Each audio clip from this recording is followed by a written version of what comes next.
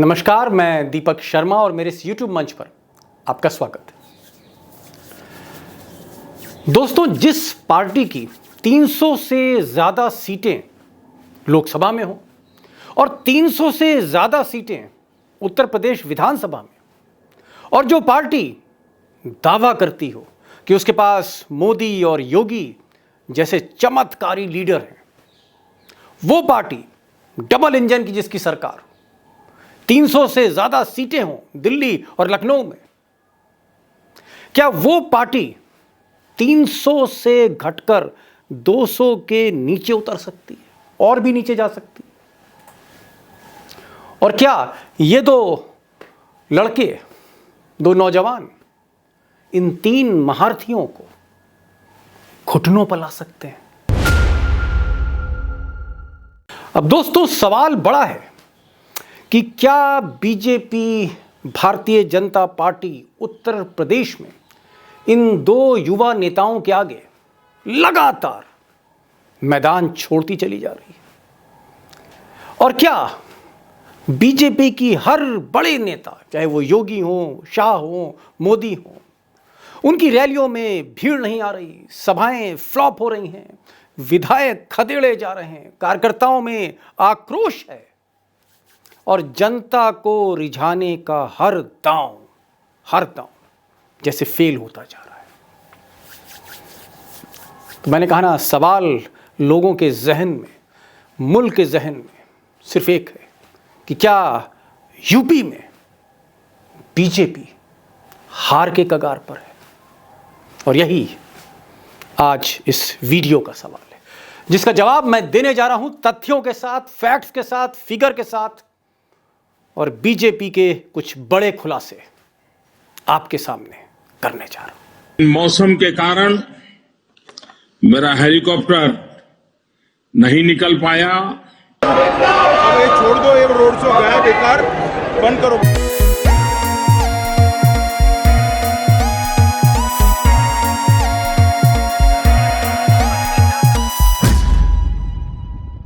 दोस्तों, नवंबर के महीने में जिस वक्त अखिलेश यादव पहली बार विजय रथ पर निकले, सवार हुए, और जैसे जैसे भीड़ उस रथ के पीछे दौड़ती गई, नौजवान, यूथ, बेरोजगार, हर तबके का, हर उम्र का आदमी, इंसान उस रथ के पीछे जैसे दौड़ता चला गया, चाहे वो सड़क पर हो, मोहल्ले में हो, गांव में हो, कस्बे में हो, गोरखपुर में हो, पूर्वांचल एक्सप्रेसवे पे हो, उस रथ के पीछे जो भीड़ दौड़ी उत्तर प्रदेश में, उसने दिल्ली दरबार को जैसे हिला दिया।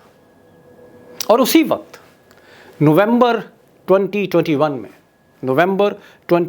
में उसी दौर में एक बहुत बृहद सर्वे मोदी जी ने, शाह साहब ने कराया उत्तर प्रदेश का, कि देखें कि उनकी पार्टी की, योगी की सरकार की पोजीशन क्या है। और ये जो इंटरनल सर्वे पार्टी का था, उसने जैसे मोदी जी के और शाह साहब के जो पांव से जैसे दरी खींच ली हो, और उस हड़बड़ाहट में फिर इन चार लोगों ने मिलकर एक मेगा प्लान, एक मेगा योजना, या यूं कह सकते हैं एक तरकश में से ब्रह्मास्त्र निकाला उत्तर प्रदेश को जीतने के लिए। अब दोस्तों, जो उत्तर प्रदेश की स्थिति होती है वही उत्तराखंड की स्थिति होती है। एक वक्त पे तो दोनों एक ही राज्य थे, उसका असर होता है, एक वायरल इफेक्ट होता है। लेकिन 5 राज्यों के चुनाव में अगर पंजाब आप थोड़ा सा निकाल दें तो गोवा, उत्तराखंड, उत्तर प्रदेश, मणिपुर, हर जगह बीजेपी की जो साख थी वो दांव पे थी। और उत्तर प्रदेश जिसे सेमीफाइनल कह रहे थे, वो तो मुस्तकबिल था, भविष्य था मोदी और शाह की राजनीति का। और वहाँ भी जो रिपोर्ट आ रही थी, जो मैंने कहा, वो चौंकाने वाली थी। और इसलिए ये जो मीटिंग हुई इन 4 लोगों की, जिसमें जेपी नड्डा, जिसमें धर्मेंद्र प्रधान, जिसमें मोदी जी और शाह साहब, मोदी और शाह साहब मेन थे, उस वक़्त ये तय किया गया कि आखिर क्या हो सकता है। पैसों की भी कमी थी, रेवेन्यू कम था, जीएसटी के रिटर्न्स कम थे, लेकिन किसी तरह से निर्मला सीतारमण से पूछा गया कि आप ये जो पीएम कल्याण योजना है, अन्न कल्याण योजना है, ये जो राशन बांटा जा रहा था कोविड काल में, क्या इसको आप 4 महीने तक और बढ़ा सकते हैं? कॉस्टिंग क्या आएगी? और फिर उसके बाद finance secretary, finance minister, economic adviser, prime minister office के प्रिंसिपल सेक्रेटरी, ये सब बैठे, एक ब्रेन स्टॉर्मिंग एक्सरसाइज हुई और 50 से 55 हज़ार करोड़ ये लागत थी। 50 से 55 हज़ार करोड़ की लागत थी और उस पर सहमति बनी। निर्मला सीतारमण को समझाया गया, निर्मला जी मान गई, निर्मल हैं दिल से, और फिर 53,000 करोड़ ये सैंक्शन हुए, कैबिनेट की मीटिंग हुई और सरकार ने तय कर लिया कि उसको ब्रह्मास्त्र मिल चुका है। 4 महीने में 53,000 करोड़ रुपए का खर्चा होगा, अन्न बांटा जाएगा मार्च तक, और शायद 10 मार्च को फिर जो नतीजे हैं वो सरकार के पक्ष में आएंगे। लगभग 15 महीने तक देश के करोड़ों को देने का काम किया है, करोड़ों लोगों को देने का काम किया है। उसमें दिसंबर 2021 से लेकर मार्च 2022 तक 4 महीने के लिए बढ़ाने का निर्णय किया गया है। इस पे कुल मिलाकर 53,344 करोड़ रुपया खर्च आएगा और ये जो अगले 4 महीने दिसंबर 2021 से मार्च 2022 तक इसको लागू करने का निर्णय किया गया है। अब दोस्तों, हमारे और आपके जेब से जो टैक्स जाता है 53,000 करोड़ रुपया, 53,000 करोड़, इतनी बड़ी रकम 4 महीनों के लिए चुनाव जीतने के लिए। देखिए, एक चीज़ मैं स्पष्ट कर दूं, गरीबों को भोजन मिले, गरीबों को राशन मिले, इसके हम खिलाफ कतई नहीं हैं, बिल्कुल नहीं, मिलना चाहिए हमारे देश के नागरिक। लेकिन जो निशाना साधा गया था वो 10 मार्च था, 10th of March 2022, जब नतीजे आने थे, और इसीलिए मार्च तक ये राशन मुफ्त बंटना है। याद रखिएगा, जो बजट आया है उसमें आगे इसका प्राविधान नहीं है, कोई भी बजटरी प्रोविजन नहीं है। तो एक बार मैं ये जो मोदी जी का ब्रह्मास्त्र है थोड़ा सिंप्लीफाई कर दूं आपके लिए कि इसमें होना क्या था। इसमें होना यह था कि 5 किलो राशन, जिसमें चावल और गेहूं, वो केंद्र सरकार की तरफ से, फूड कॉरपोरेशन ऑफ इंडिया की तरफ से, और फिर योगी जी को फ़ोन किया गया प्राइम मिनिस्टर ऑफिस से कि आप भी इसमें ऐड ऑन करिए, बहती गंगा में आप भी हाथ धोइए, पुण्य मिलेगा। तो जैसे होता ना आजकल 1+1 फ्री, बाय 1 गेट 1 फ्री, इसी तरह से योगी जी भी इसमें आए। सरकार की हालत बहुत अच्छी नहीं थी, माली हालत, लेकिन फिर भी एक बड़ा पैसा, बड़ी रकम वहाँ से निकाली गई। तो 5 किलो मोदी जी की तरफ से, 5 किलो योगी जी की तरफ से, और एक ऐड ऑन और किया गया कि 1 लीटर सोयाबीन का तेल मिलेगा, 1 किलो नमक, भाई नमक का सवाल है, और 1 किलो चना दाल मिलेगी। अब बहुत सी जगह चना खाया नहीं जाता है, लेकिन फिर भी 1 किलो चना, ये एक पैकेज बनाया गया। और जनवरी में साहब इसका बीजेपी ने फीडबैक लिया, और सुनील बंसल जो अमित शाह के आप कह सकते हैं दाहिने हाथ हैं, उत्तर प्रदेश में आंख और कान हैं, उन्होंने एक सर्वे कराया, सर्वे करके रिपोर्ट दी जनवरी में कि साहब ये जो लाभार्थी हैं ये जागृत हो गए, और आप चिंता मत करिए, अब आप चिंता मत करिए अखिलेश की और जयंत की, ये राशन ही कमाल कर जाएगा। ये फीडबैक था।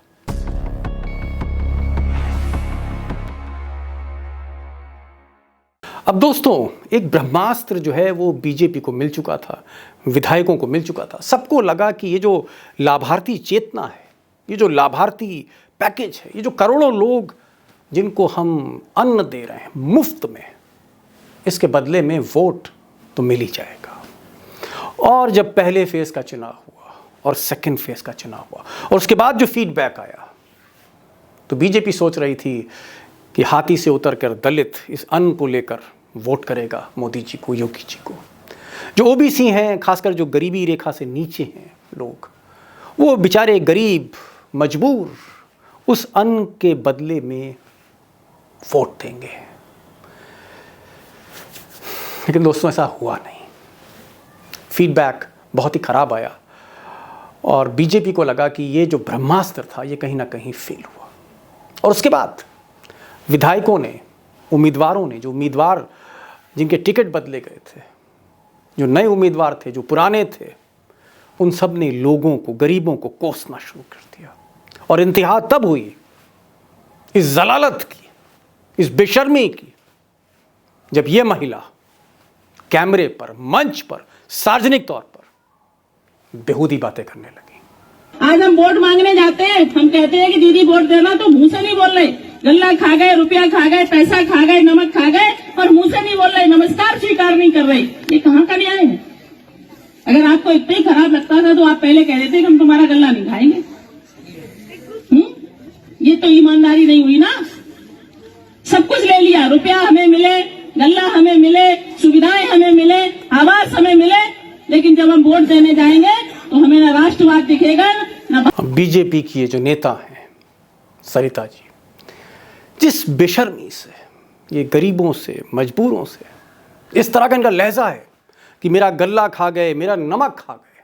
इसका मतलब क्या हुआ कि नमक हलाल नहीं है आप।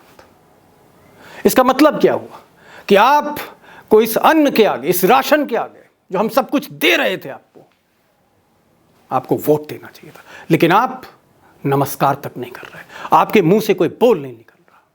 ये फ्रस्ट्रेशन है। गल्ला खा गए, रुपया खा गए, पैसा खा गए, नमक खा गए, और मुंह से नहीं बोल रहे, नमस्कार स्वीकार नहीं कर रहे। ये कहाँ का न्याय है? अब दोस्तों, मोदी जी का ये जो ब्रह्मास्त्र था, ऐसा लगता है कि इस ब्रह्मास्त्र पर एक ब्रह्मास्त्र आके गिर गया। और हाल ये है, ग्राउंड रिपोर्ट ये है जो मैंने आज आपके लिए, मैंने फरुखाबाद बात करी, मैंने इटावा बात करी, मैंने मैनपुरी बात करी, मैंने हमीरपुर बात करी, मैंने कन्नौज बात करी, और अपने फील्ड रिपोर्टर से मैंने कहा कि आप बाइट्स भेजिए। मेरे पास कम से कम 6-7 से ज़्यादा प्रतिक्रियाएं हैं, और एक से एक बढ़कर।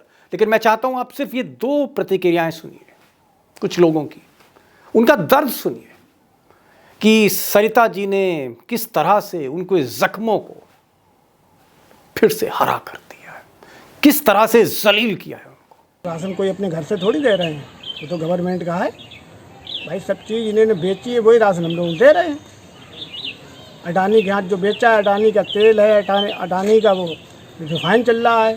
पहले की सरकारों में भी मिलता था, पहले की सरकारों में समाजवादी मिला, खूब बांटा।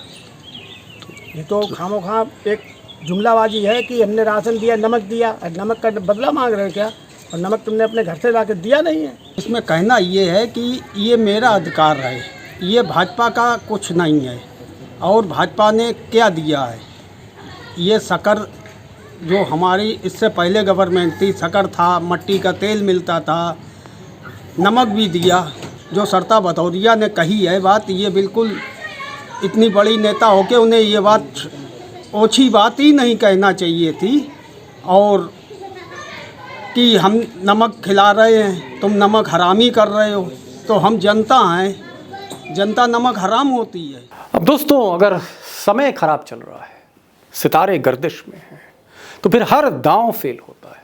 जैसे चाणक्य का दांव जो 2014 में रंग लाया, 17 में रंग लाया, 19 में रंग लाया, वो सांप्रदायिक ध्रुवीकरण नहीं करा पाए, खासकर पश्चिमी उत्तर प्रदेश में। मुस्लिम्स ने कोई प्रतिक्रिया नहीं दी। उसके बाद जो कार्ड खेला छापों का, इस पर छापे इनकम टैक्स के, उस पर छापे, यहाँ तक कि अखिलेश के जो सबसे नज़दीकी लोग थे उन पर भी छापा मारा, कुछ नहीं मिला, बूमरैंग कर गया। फिर ये ब्रह्मास्त्र 53,000 करोड़ रुपए का, इसका आपने हश्र देखा, हाल देखा। एक और योजना, फ्री मकान देने की योजना, और ये योजना ये थी कि गांव में आप अगर मकान बनाते हैं तो आपको करीबन 1.5-2 लाख रुपए सरकार देगी। आप अगर शहर में गरीब लोग अगर मकान बनाते हैं तो करीबन 2,40,000, 2.5 लाख मान लीजिए, पैसा आपको मिलेगा। और सरकार को लगा कि ये मकान का कार्ड चल निकला है। लेकिन इंटरनल रिपोर्ट्स जो हैं, जो मेरी बातचीत हो रही है दोस्तों, जो पार्षद हैं, और ज़्यादातर नगर निगम में जो पार्षद हैं बीजेपी के, एक मकान को पास कराने के लिए शहर में 20 से 25,000 रुपए का रेट है। उस गरीब जिसके पास मकान नहीं है, सर पर छत नहीं है, ये पार्षद 20,000, 25,000, 30,000 रुपए ले रहे हैं। और गांव में जो लेखपाल है, जो तहसीलदार है, उसका कट बंधा हुआ है। वो फाइल तभी आगे बढ़ेगी जब लेखपाल की हथेली गर्म की जाएगी। वो जो गरीब आदमी है वो लेखपाल को पैसा दे। और ये योजना भी भ्रष्टाचार के चलते फेल हुई है। और दोस्तों एक बात और कह रहा हूं, भ्रष्टाचार का आलम ये है, जो मैंने आपको बताया था इससे पहले, कि मोदी जी का एक खास गुर्गा कह लीजिए या उद्योगपति कह लीजिए 22,000 करोड़ से ज्यादा लेके चंपत हो गया, जिसका जिक्र नहीं है कहीं। लेकिन उत्तर प्रदेश में तहसील हो, थाना हो, कोई भी सरकारी एजेंसी हो, रिश्वत पहले से कहीं ज्यादा है। मेरी बात पर यकीन नहीं तो इस फॉर्मर ब्यूरोक्रेट की बात सुनिए। आपको याद हो, सिंचाई विभाग के मंत्री को हटाया गया था, स्टिंग ऑपरेशन हुआ था। फिर एक मंत्री के कमरे के अंदर पीएस द्वारा करोड़ों रुपए लेने की रिश्वत की बात हुई थी, जिसमें जेल गए थे लोग। पीएफ घोटाला 4100 करोड़ रुपए का बिजली विभाग का। और अभी जल जीवन मिशन का घोटाले के आरोप लग रहे हैं, आपको सुना ही होगा। एक मंत्री थी जो पंजीरी और बाल पुष्टाहार विभाग में थी, उनको हटाया गया, उसमें घोटाले हो रहे थे। कहाँ से शुरू करें, कहाँ खत्म करें, पता नहीं चलता। और दोस्तों बीजेपी की जो ग्राउंड सिचुएशन है, जो ज़मीनी हकीकत है, वो ये है, पहले और दूसरे फेज़ के बाद और तीसरे फेज़ का जो हाल इस वक्त है कि मोदी और शाह ने जैसे मान लिया हो, जैसे उनको कहीं ना कहीं भनक लग चुकी है कि ये सेमीफाइनल हाथ से निकल रहा है। और जिस योगी को अयोध्या से हटाकर गोरखपुर भेज दिया गया था, जिस योगी के तस्वीरें पोस्टर से हटा दी गई थी, नारे से हटा दी गई थी, उस योगी को मोदी और शाह ने एक बार फिर से पिछले 10 दिनों में आगे कर दिया है। अब हर रैली में मोदी जी बार बार योगी का जिक्र करते हैं और वो यहां तक कह रहे हैं कि सरकार बनेगी तो योगी की बनेगी। आज पूरे यूपी की जनता कह रही है, यूपी प्लस योगी बहुत है उपयोगी। के हाथ मजबूत करने वाला है। आपका एक वोट योगी आदित्यनाथ को मुख्यमंत्री बनाने वाला है। तो मोदी जी कभी योगी जी को कुर्सी पर बैठा देते हैं सिंहासन पर, कभी गाड़ी से उतार देते हैं, कभी मौर्या को चाय पिलाते हैं और योगी को पैदल चलवाते हैं। बीजेपी का ये जो भीतर घात है, ये जो इंटरनल फाइट्स हैं, अमित शाह की और योगी की, मौर्या की और योगी की, सुनील बंसल की और चीफ मिनिस्टर ऑफिस की, चीफ मिनिस्टर ऑफिस की और प्राइम मिनिस्टर ऑफिस की, ये भी इस सवाल का एक बहुत बड़ा उत्तर है कि क्या बीजेपी हार के कगार पर है। मौसम के कारण मेरा हेलीकॉप्टर नहीं निकल पाया। अब ये छोड़ दो, ये रोड शो गया बेकार, बंद करो।